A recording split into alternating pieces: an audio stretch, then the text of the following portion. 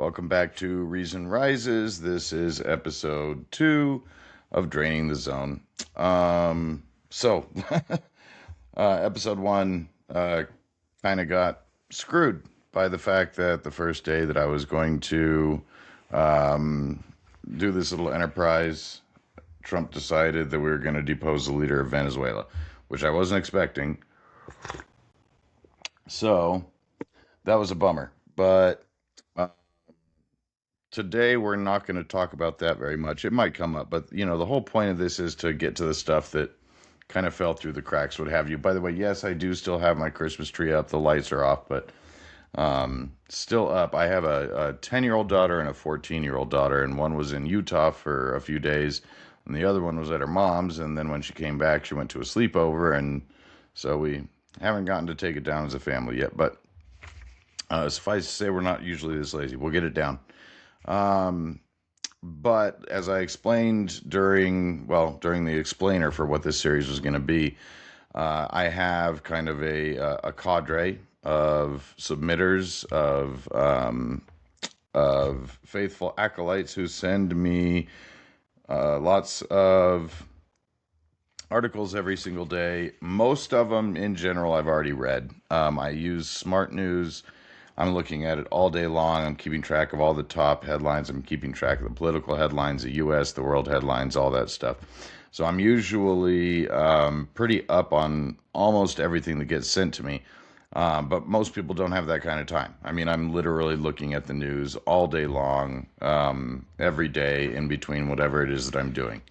And someday we'll get into what it is that I do, why I've got extra time. But well, I mean, we don't have to get that deep into it. Basically, I'm a coder, and while I'm sometimes waiting for stuff to compile, or these days with AI, even sometimes I'm waiting for code to be produced. I have a lot of time to just sit there, and also I'm kind of the family chauffeur. So when I'm sitting waiting somewhere, or I have to sit somewhere for an hour, and I can't get work done at the moment, then I'm reading news. So. But I do have a group of people who send me articles every single day. If you want to get in on that, we would absolutely love to have you. It's necessary. We're trying to create a bona fide repository, searchable repository of stories that might fall through the cracks during these two administrations. So if you want to help with that, go to trumpnews.info. I'll throw that down at the bottom of the screen. Oh, I forgot to set my stopwatch here. So I'm going to have a stopwatch going, and you're going to see me reach down every now and again. All right, I got that going at 3 minutes, 16 seconds. So basically, it's just a way for me to keep track of when I say something that I know I need to fact check and put at the bottom of the screen. So in any event, go to trumpnews.info, join the project. We would absolutely love to have your help. Just forwarding articles is super simple. There's just a specific email address that you forward anything that you think might get lost in the annals of history as time goes on, when so much big stuff is happening every single day. We want to make sure we catch it all. But there was actually kind of a lot today. So we're not going to go in depth on everything. I'm just going to mention each one. Hope that, it spurs people to go and look it up themselves and find out what actually happened. And if there's something that particularly irks me, or I feel like there's something additional needs to be said, then obviously I'll say it. The first thing actually, the first one does have to do with Venezuela, believe it or not. And what just happened to my window here? There we go. So the first one does have to do with Venezuela, only because I noticed that someone had commented on one of my other videos about Venezuela that Venezuelans are over the moon that we did what we did, and they're psyched, and they're all talking about how glad they are that we deposed Maduro. This particular headline, and this isn't the one that I read, but I read a related one. This headline says, "On the ground in Venezuela, shock, fear, and defiance." If you are under the impression that all Venezuelans are super happy about what happened, you might want to go look at what's actually been happening on the ground in Venezuela. There's violence. People are afraid. They're in their homes. We've created a power vacuum. There was an opposition party. There's also loyalists, and On top of that, of course, there actually is drug running going on there, as well as some significant gang activity. Uh, you know, so anybody that doesn't know the term, we call this kind of thing sometimes adventurism, which is, I mean, the way that I've always heard it colloquially used is, when U.S. leader or any leader for that matter decides to take on something that they really shouldn't have in some other country, usually militarily, and it's just when I've heard it used, it usually means there wasn't much thought put into what happens next. And I haven't heard what our exit strategy is for Venezuela. Obviously, we all know that Trump says that the United States is going to run Venezuela for a while. We have absolutely no idea what that looks like. We don't seem to have people on the ground. He seemed to give his blessing to the vice president, Maduro's vice president, to take over the country, which meant no regime change. She outwardly agreed to that and said to us, I will do whatever the United States asks me to do. And then immediately went to a rally and stated that she was on Maduro's side. So this is all very confusing. But that's what happens when, rather than using the CIA and using internal assets and using subterfuge and using our soft assets, we decide to use our military to do this kind of thing. It was, in my opinion, done sloppily, and this kind of adventurism is going to be no different than what we found out in Iraq, which is that we expected this to be, a 3 month easy in and out thing. Wound up being, one of the bigger mistakes we've made. And, these things affect the way that these people, as a people, feel about us for a long, long time coming, and how they behave, and how our political relations go with them in the future. So, there's a lot more to this than just going, the guy was a criminal, somebody needed to go in and grab him. I mean, it's just not that simple. This is supposed to be statecraft, and in my opinion, the CIA is who's tasked with doing things like this, and they are generally they're generally tasked with doing them covertly and basically keeping our face out of the mud. And uh, man, there's so much to say about this Venezuelan thing, but so far it seems to be as sloppy as a lot of other decisions that are made. In my opinion, and you can feel free to disagree with this, but in my opinion, the Trump administration is one of the worst to succumb to the whole everybody's 12 theory. I mean, they just act like 12-year-olds. They just put no forethought into anything.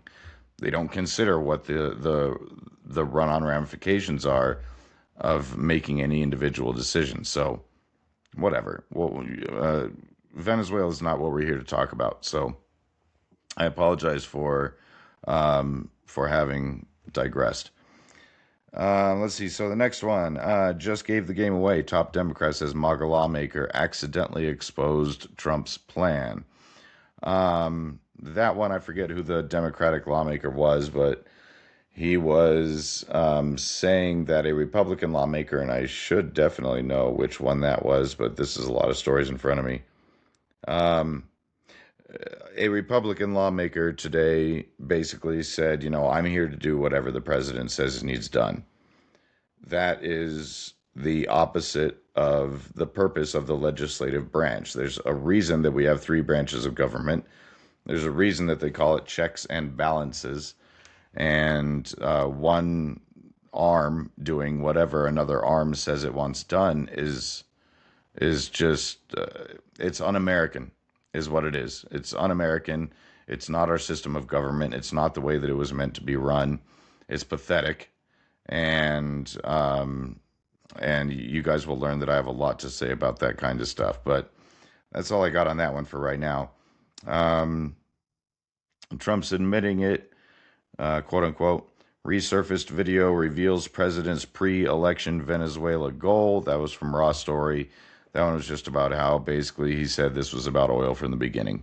That, need to go in there and take that oil. He said it at a rally, I believe, in 2007, if I remember right from the story. But he's been harping about this for a long time that we need to go in there and seize their oil. So, anybody who said that I was wrong about that, go look up the story. Again, that's from Raw Story. Pardon me. The New Republic. They say they're protesters. The DOJ says they're terrorists. Yeah, that one was actually. So you would think that was a story just about Antifa and about how they've been mislabeled. But no, it's actually about individual people who have faced incredible um, from the feds for being nothing more than protesters. I mean, this should stop. It has to stop. Um, this thing where any any percentage whatsoever of the populace of the United States is okay with protesters who are under the protection of the First Amendment, that they are somehow terrorists because they are protesting in a certain way or what have you. I mean, this is a basic fundamental American right. If you don't like it, move to another country. Um, and a lot of the time at some of these events where the protesters get quote unquote out of hand, especially lately, it's actually been um, uh, influencers and YouTubers and podcasters like myself from the opposite side who show up to a given event and provoke the protesters into the behavior that they claim is happening, which, by the way, makes them the guilty party. So, yeah, that's one to look into. If you got time, go to the New Republican or the New Republican. Go to the New Republic. Look up. They say they're protesters. The article will pop right up, I'm sure. Um, oh, Stephen Miller's wife puts Greenland on notice with a terrifying warning. Stephen Miller's wife, obviously very close to the head of to the head of the United States, to President Trump, and very involved in daily decision making. And his wife is letting Greenland know that they just might be our next adventure in this adventurism. Um, and Greenland should take it seriously. I mean, these people are not good at avoiding telegraphing their next punch. So, now that we have shown that this is something we can do in Venezuela, and now that we've ignored the fact that China vis-a-vis Taiwan and Russia vis-a-vis every country surrounding them, now that we've ignored the fact that they are watching what we're doing and that they are seeing that we are tacitly approving what they've already said they want to do, who knows who's going next and where. And if we go to Greenland, firstly, it's absolutely the wrong way to go about it if we really do want to acquire Greenland. And secondly, we are sending such a bad message around the world. We are sending the message that it's okay to just take over other countries if you don't like the way that they're being run, invade their sovereignty. Now, if you're MAGA, I know that you are not for this stuff, or at least you weren't until yesterday. And you should stay that way. And if you're not MAGA, I know you're definitely not for this particular administration doing anything of the sort. And we should not be invading the sovereignty of other countries who have who we just want to take over for one reason or another, just because we think that they're doing something we don't like, or because we want to suck their resources up. Not a good reason to do it. Now, again, I kind of endorse the CIA doing such a thing in certain countries for certain reasons, but I will note that in almost every single documented case, if not every documented case, it's wound up being a disaster no matter who did it. But if somebody's going to do it, it should be the CIA, it shouldn't be the military, and it most certainly shouldn't be Stephen Miller's wife putting Greenland on notice. Of course, Wisconsin Judge Hannah Dugan resigned after her immigration case verdict. She was the judge who had someone who was showing up to an immigration hearing or it might have been a hearing on just a misdemeanor or something like that. And she found out that there were ICE agents in the building ready to arrest that individual, and so she let that individual go out the back door of her courtroom so that that individual wouldn't run into those agents. And what she was really doing was her job. The problem with this is there is no protocol for this kind of thing, except for the fact that ICE agents are not supposed to be showing up to court hearings to arrest anybody. And here's why you don't want that, okay? Number one, we want people to show up to their court hearings, especially if they are undocumented immigrants. And when they all are under the impression that they could get swiped up if they show up to court, all of a sudden we have no track of these people at all, rather than them at least showing up to their hearings where we can get an update on where they are, find out what they're doing. Have they committed any crimes? Are they contributing to the tax base? What are they, all kinds of reasons we want them showing up. Another reason, you've got a little kid or a wife who has a relative who is an undocumented immigrant, and they need to seek the protection of the court for some reason. Say they need a restraining order against someone who may or may not be an illegal immigrant, because that individual has threatened to kill them. And now that mother or that child is afraid to go to the court to request what they need because they're worried that they might get swooped up by ICE and carted out of the country. And a million other reasons. It's just a stupid idea. It's something that we don't do as Americans. It's something that is decorum. It's unspoken rule. It's whatever you want to call it.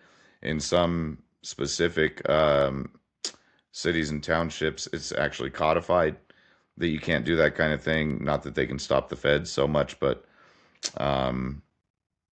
it's stupid. It's a stupid, bad, horrible idea. And if you are all for ICE showing up at court hearings to pick up immigrants, then I'm very sorry to tell you, you are a little ignorant when it comes to why we have these norms and why we have these unspoken rules and why places like churches, schools, courtrooms are supposed to be safe for these people to go into. And it is not just to provide them harbor. It's to keep the whole system working. It's to make sure that we actually do get to keep track of these people. And it's to make sure that we can find them if and when there is some actual good reason to deport them. And when you swoop up one or two or three, you go, yeah, well, so what? If we wanted to catch them anyway, now they're at court, we know where they are, then what's the harm in, not knowing where they are since they're at the courthouse? The problem is you're sending the message to 100 other immigrants who are not going to show up and who are going to hide even harder now.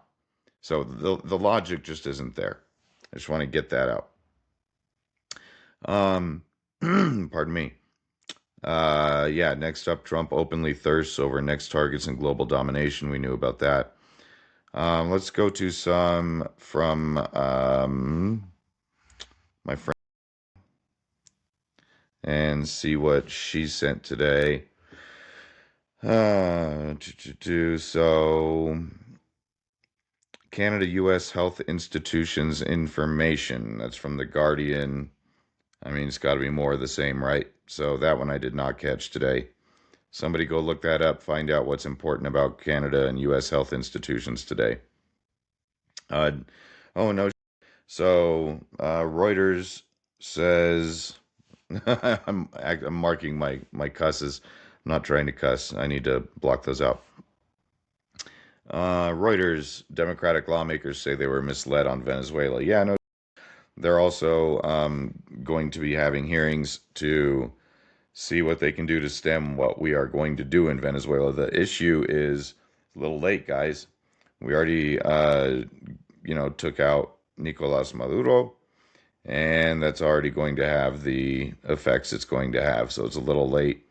And I would imagine that at this point, curtailing anything the administration might do to try and run the country or nation build or fill that power vacuum at this point can only hurt.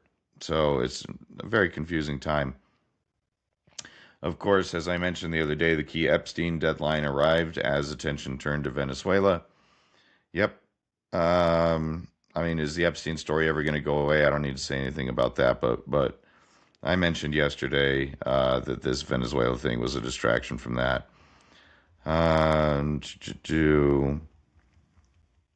yeah, I don't see anything else here that is important. I am a little curious about Ballroom Air Force One Moon Golden Dome, especially because that one's from Axios. I'm gonna have to look that one up later. I'll tell you what, I will put a little summary at the bottom of the screen of what that one is about because Axios is a very trustworthy source, and we should know anything that they thought was important. um,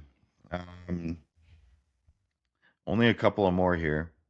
Oh, FBI agents turn on out of his depth director, Kash Patel. Kash Patel, the head of our FBI, there was an open letter today written by acting and retired, usually it's just the retired folks, this time acting and retired FBI agents, saying that the agency is running rudderless, was one quote that I saw. That they are all upset, they're furious that he's wasting agency money and time and effort on travel on private jets. Of course, we all knew that that was an issue. He's using private jets to get to hockey games and all kinds of stuff. He had special BMWs delivered because he didn't think it was appropriate for him to be traveling around in the existing Suburbans and Tahoes, etc. They just weren't secure enough, apparently, so he thought BMWs are better. Um, yeah, yeah. Another one that I read in that particular article was that he arrived somewhere where he was supposed to give a talk, and he wouldn't get off the helicopter to address everybody because he was worried about the optics because he didn't have an FBI agent jacket on. And so he made agents run around for half an hour looking for a medium sized jacket. They couldn't find one. Excuse me. So they finally found a women's one that fit him, which infuriated him even more. So apparently he screamed at him and embarrassed him in front of their colleagues. And then he got upset, and this is going on an hour now where he won't get off the helicopter to address who he's supposed to address because he doesn't have the patches to cover the Velcro on the sleeves of the jacket. And so then he made agents run around looking for patches. They couldn't find any. So a couple of agents ripped theirs off and ran over and gave them to him so that he would finally come off of the helicopter. I mean, this guy is just an inept buffoon. This guy is in over his head. He doesn't know what he's doing, and it's high time that he needs to go. That's all I have to say about Kash Patel. He's a moron. Um, oh, the Supreme Court primed to deliver Trump major legal losses. That's from Alternate. Yeah, so there's kind of an understanding with the Supreme Court that they don't step in against a president's wishes or against a president's actions if they can avoid it while he's on the upswing in popularity, basically. So they wait, every president gets a honeymoon period. So if they get cases in front of them that could embarrass the new president or what have you, they kind of shove those cases off and put them farther down the docket and wait for his popularity to wane. Well, popularity's waned. Last that I heard, he's down in the 30 percentile range for approval rating. So they apparently are going to be seeing at least three major cases this upcoming spring that he is definitely not going to like. One's on his tariffs, and I forget what the other two are, but I'll put those at the bottom of the screen. So, but yeah, get ready for this so far acquiescent Supreme Court to turn on Trump ever so slowly as the clock goes on. We're almost done here. Oh, this one's fun. How many of you heard the unverified FBI tip that claimed Trump witnessed an Epstein victim's baby being killed and dumped in Lake Michigan? Excuse me. Sounds made up. Sounds like an AI headline. Actually, this one's from Snopes and it's been verified as true. And I've seen the paperwork myself. So, I mean, I've seen it online. But the FBI did indeed get a tip. The tip was not anonymous. The person is being kept anonymous, but it was not an anonymous tip was from a young lady who claimed that she got pregnant, I believe. Man, I have to correct myself on this, but I think she got pregnant by her uncle or by Trump, but with her uncle or something like that. Or her dad was a family friend of Trump and Trump got her pregnant. I don't remember. But her story was that Trump and whoever the other guy is, again, should be at the bottom of the screen by now, um, killed her baby, who was, illegitimate, and literally chopped the baby up and dumped it in Lake Michigan. I believe this is from the 1980s. What the claim is that it happened in the 1980s. I believe this person came forward around 2019, 2020, but I'll correct that as well. So, I mean, that's a real thing that happened. Doesn't mean you have to believe it, but when somebody comes up and tells a story like that, it at least deserves your attention for a minute. And the fact that it's not front page news, the fact that this administration is so wildly different from every other one that a story like that doesn't even make front page headlines is absolutely wild. In the Clinton days, or even just the Biden days, or especially the Obama days, if you're a MAGA person now, or you were Tea Party then, or what have you, and you heard that the Democratic president had been accused of getting a young lady pregnant in the 1980s and then chopping the baby up and dumping it in Lake Michigan, that wouldn't be your front page story for, I don't know, ever, forever. You wouldn't be talking about that, really. I mean, anybody who is going to come forward and say that's just ridiculous, we shouldn't even pay attention to that story. I would love to see what your reaction would have been if the accusation had been against Biden. I mean, come on. Don't be a hypocrite. Admit it. Um, Obviously, there's the big one about Grok, where basically Elon Musk's rogue AI MLM or LLM is apparently just making anybody naked. So if somebody shows up in your X feed, a famous actress, your aunt, your cousin, your ex-girlfriend, or for that matter, an underage child, apparently if people asked Grok, will you please make this person naked? Please spread this person's legs. I want to see this person's. It was saying absolutely, here you go, and providing the AI generated photo. I would hope the MAGA crowd would be real upset about this one too, considering how against pedophiles they are. It's a pretty big deal, and Elon is in charge of that entire operation and how that computer works. So, I hope you're starting to sour on old Muskie boy. That one's not worth talking about. Oh, pardon me. Last one that we'll mention is there was a $50 million reward for the international capture of Nicolas Maduro, and Trump says that he deserves that reward, or at least we, quote unquote. It's a $50 million reward. He said, don't give that reward to anybody else. Oh, nobody deserves it but us, I believe was the exact quote.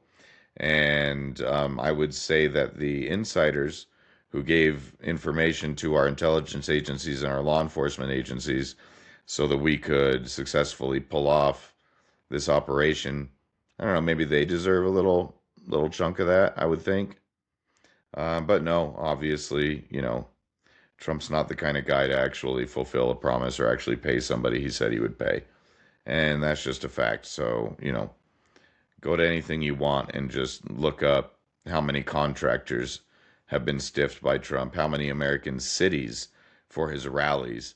He's held a rally, agreed to pay for cleanup or agreed to pay for supplies or police protection or what have you, and didn't, just flat out didn't. He's got a real bad habit of that. So I would look into it. Maybe someone will pull something up that's worth doing something about. So not a bad little episode. There's a few things that we actually got to talk about there. So I don't have any pre-planned format for this thing, obviously. I'm just doing this off the cuff, so we'll see how it evolves. Maybe it'll get a little more interesting. Maybe I'll start getting a little higher production values. But for now, That's what this thing is going to be, is just making sure that you heard all of the little stories that might have fallen through the cracks that didn't have anything to do with Venezuela, or if it's an Epstein day, Epstein, or if it's a government shutdown day, the government shutdown. We want you to keep track of all the little stuff you might have missed. And if whatever I said about it isn't enough for you, then please, we ask you to please go look it up. I do try to mention the sources when I can. Also, please remember to right now, hit subscribe if you haven't, leave a comment, even if you think I'm an idiot. And the biggest thing you can do is share. We really appreciate anybody sharing. And yeah, that's pretty much all I got for today. So my name is Doug V. That was your first real edition, but technically the second episode of Draining the Zone. And keep an eye on my shorts for additional videos, because I won't be putting out a full-length one every single day like this. But I enjoyed spending this time with you guys, and thanks for the support. Today we hit over 1,000 views on some of our shorts, which was awesome. So thanks for watching. Keep it up. Really appreciate it. Remember to like, subscribe, share, comment, and everybody have a good night. We will talk to you tomorrow.